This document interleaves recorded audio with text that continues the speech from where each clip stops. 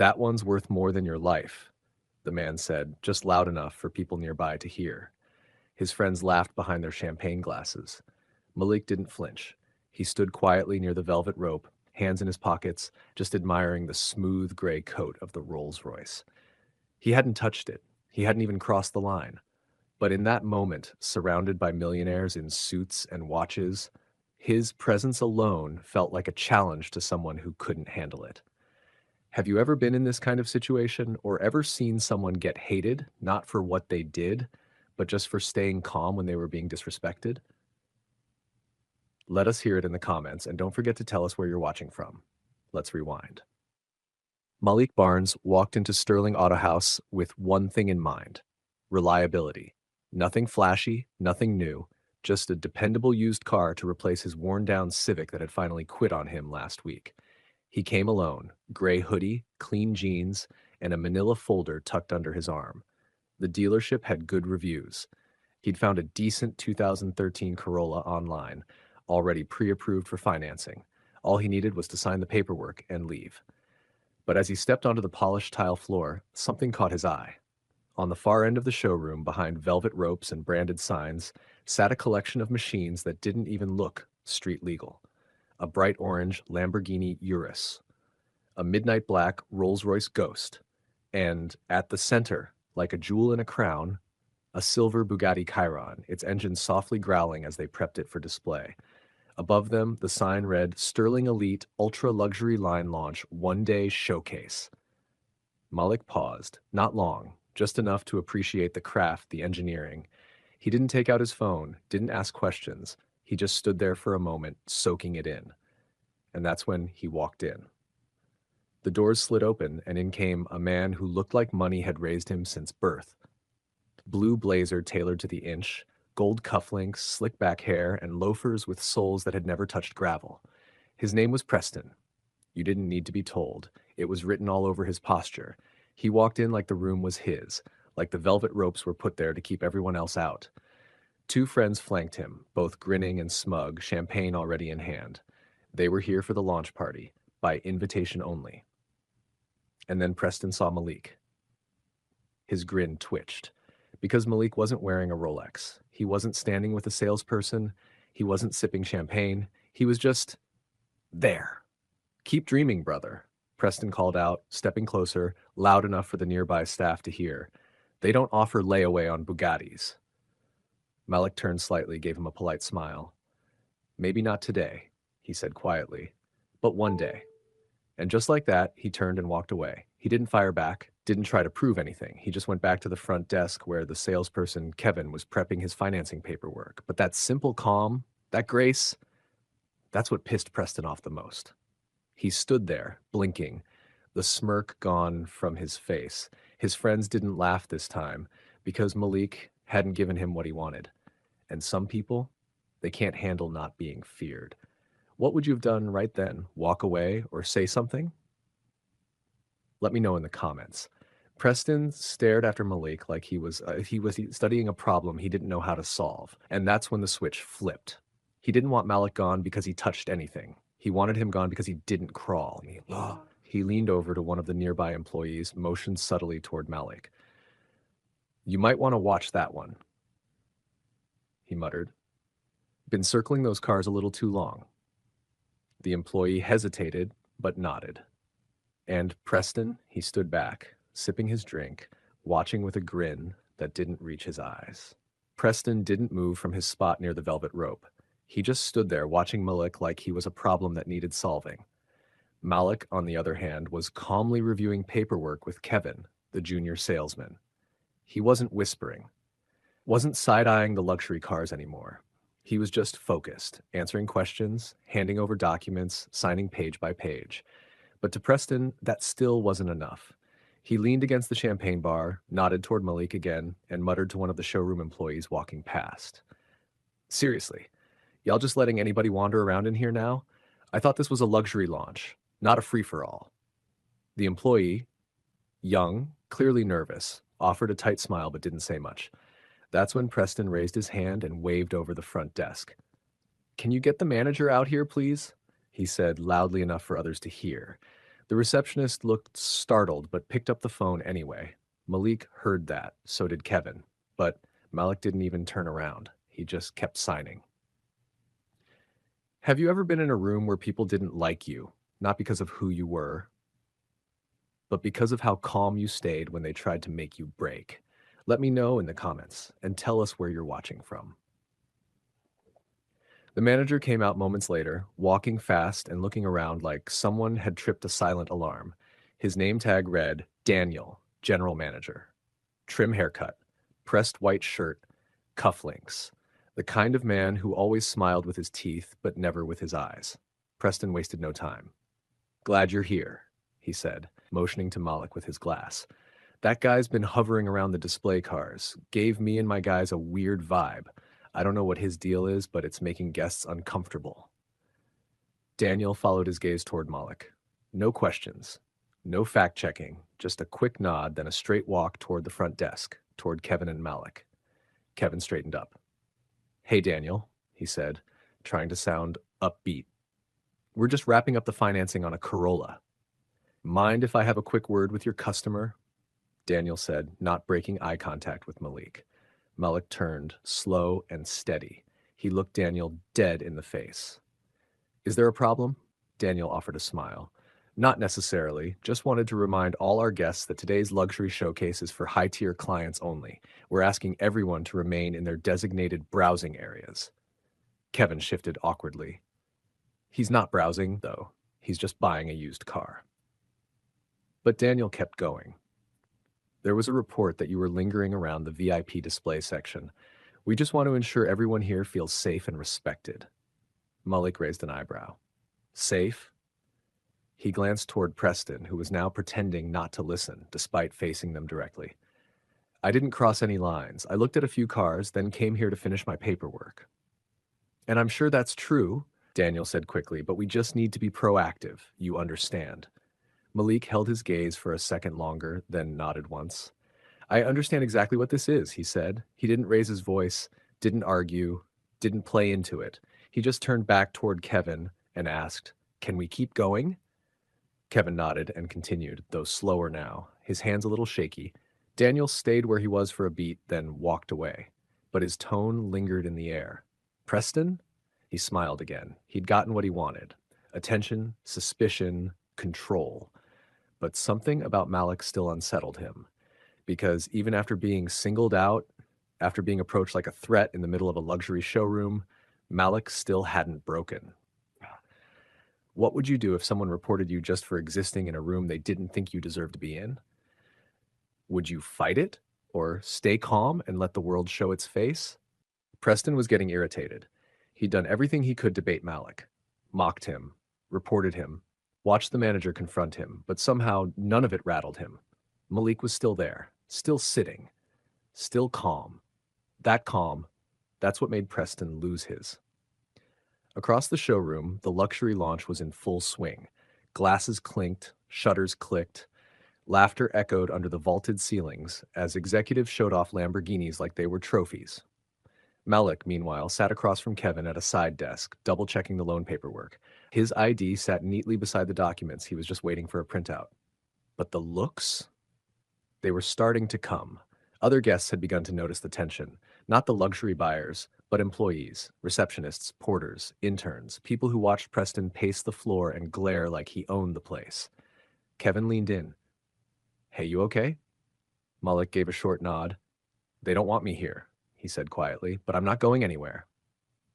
Have you ever felt that? That moment where the whole room shifts, not because of what you did, but because of what someone else believes about you. Tell me in the comments, and let us know where you're watching from. Preston wasn't done. He walked back toward the velvet rope, set his drink down, and waited until a few eyes were on him. Then he made his move. Loud enough for the staff nearby to hear, he said, Hey, who's in charge of security? Because I just saw that guy touch the rolls. Every head turned. Daniel, the manager, came hurrying out of his office. What happened? That guy, Preston said, pointing across the floor at Malik. I saw him leaning over the rope. His hands were all over the hood. I'm telling you, he's casing the place, probably trying to get fingerprints off.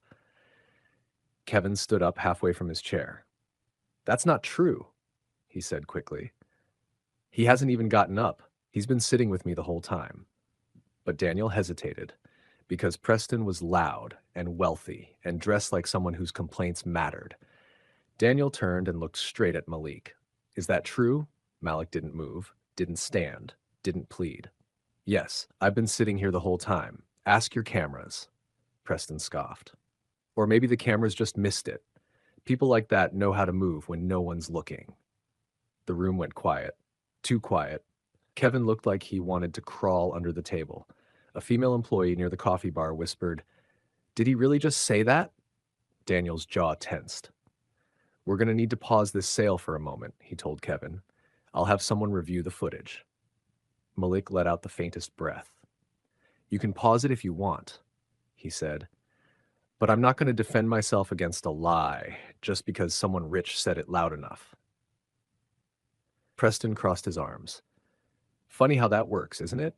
You show up in a hoodie, wander around million-dollar cars, and expect people not to ask questions." Malik turned toward him slowly. "I didn't ask you anything. I didn't speak to you, and I didn't touch your car." Daniel raised his hand. "Gentlemen, please, let's not escalate. We'll have someone verify everything shortly." But by then, the damage was done. Other customers were watching. One guy pulled out his phone. A woman quietly ushered her child away from the scene. Kevin glanced at Malik, nervous. "They're going to pull the footage. That'll clear this up." Malik just nodded once. But Preston wasn't finished. He walked over to the front desk, leaned in, and said two words that changed the whole temperature of the room. "Call security." What would you do right now? Defend yourself or let the lie collapse under its own weight? Because in that moment, everyone was watching. Drop your thoughts below and make sure you subscribe to Story Arc for the full truth as it unfolds. That's him right there. Preston barked as the front doors swung open. "He's the one I told you about, messing with the roles, acting sketchy. You better check him before he disappears." Two uniformed officers stepped into the showroom, hands resting close to their belts. They weren't playing games. The laughter stopped. The showroom fell quiet. Malik stood up slowly. No panic, no sudden movements. He just calmly placed his hands behind his back and looked them in the eyes. The taller officer spoke first. "Sir, we got a report of suspicious activity. We're going to need to ask you to step outside." Kevin nearly jumped out of his seat. "No, he's with me. He hasn't done anything. I've been helping him with financing this whole time." But Preston wasn't done. He stepped right in between the officers and pointed again. "I saw him touching the Rolls Royce. He's been circling that car all day like he was planning something. If you're waiting to see him steal it, it'll be too late." Daniel, the manager, stood awkwardly to the side, saying nothing. The officers took a step closer. The taller one said again, "Sir, we're not going to argue here. Outside. Now." Malik blinked slowly, took a breath, and just as he turned to move, a voice cut through the room from the far end. "Hey! Back off him!" Heads turned. The crowd shifted. A man stepped out from the luxury wing. Blazer, no tie, tan slacks. Calm posture, clipboard in hand. Not security, not a cop. But every employee in the showroom immediately stood straighter when they saw him. Daniel's face changed, like he recognized him, and didn't know what to say. The man walked toward them casually, like he'd been watching the whole thing unfold. He looked at Malik, then at the officers. "You're about to detain the wrong man," he said. The taller cop frowned. "And you are?" The man didn't answer right away. He reached into his blazer, pulled out a slim black leather folder, and handed over a document. The officer looked it over. His eyebrows rose. His posture shifted. He looked at Malik, then back at the folder. Then the man said it, clear, calm, and final. "This man, Mr. Malik Barnes, is the majority shareholder of this entire dealership group, and today he's here to observe, not shop." You could feel the oxygen leave the room. Preston laughed nervously. "Wait, what?" Kevin dropped the pen in his hand. Daniel's face turned red, eyes darting everywhere. Malik didn't say a word. He just looked at Preston for a long, still moment. "You came at me loud, threw out lies, called the cops on me, all because I looked at a car you didn't think I should look at." Preston stumbled. "I didn't know." "Exactly," Malik cut in. "You didn't know, but you acted like you did." The officer who'd almost cuffed him lowered his head slightly. The man with the clipboard turned to Daniel. You and I will talk later, in private. Then he turned back to Malik. Sir, you want us to have this man escorted out? Malik looked Preston up and down. No need, he said. He just escorted himself out. Have you ever watched someone throw power around only to find out they picked the wrong target? What would you have done if you were Malik? Preston stood there, red-faced, sweating under all that designer confidence. It was quiet now, the kind of quiet that makes every breath feel heavier. He looked at Malik, then at the doors, then finally down at the floor, because the moment had hit him. He didn't just lose control of the room. He never had it. Malik didn't move, didn't gloat, but he made eye contact with the man who moments ago tried to have him thrown out. You wanted me to feel small, to second-guess myself, to shrink when you raised your voice, but see, I've been shrinking for people like you my whole life. Not anymore. Preston opened his mouth, maybe to defend himself, but nothing came out. Just then, the executive stepped forward and nodded to security. Escort him out, he said flatly. Flag his ID. He's permanently banned from every Sterling Auto Haus location, nationwide. The entire room watched as Preston was walked out past the same velvet ropes he once stood beside like a gatekeeper. Now, they were a reminder of the world he thought he owned until it turned its back on him. Someone in the corner whispered, "That's what privilege looks like when it breaks." Have you ever seen someone trip over their own ego and fall face first into the truth? Malik didn't say another word to Preston. There was nothing left to say, but then his gaze turned toward Daniel, the manager. The man had gone pale. His eyes darted. He looked like someone begging to disappear into the tiles beneath his feet. You know what makes you worse than him? Malik asked. Daniel flinched. He lied to feel powerful, but you? You knew it was wrong, and you went along with it anyway. The room stayed quiet. All you had to do was ask a question. You didn't. All you had to do was stand up. You didn't. Daniel swallowed hard. The executive spoke from behind Malik, voice cool. Your suspension is effective immediately. We'll review termination paperwork within 24 hours. Leave your badge at the desk. Daniel didn't fight it. I know. He just slowly took the pin from his shirt, set it down, and walked away. No eye contact, no words, just silence and regret. Malik turned back toward Kevin, who looked like he hadn't breathed in minutes. You tried, Malik said. That matters. Kevin blinked. I didn't do enough. Malik nodded.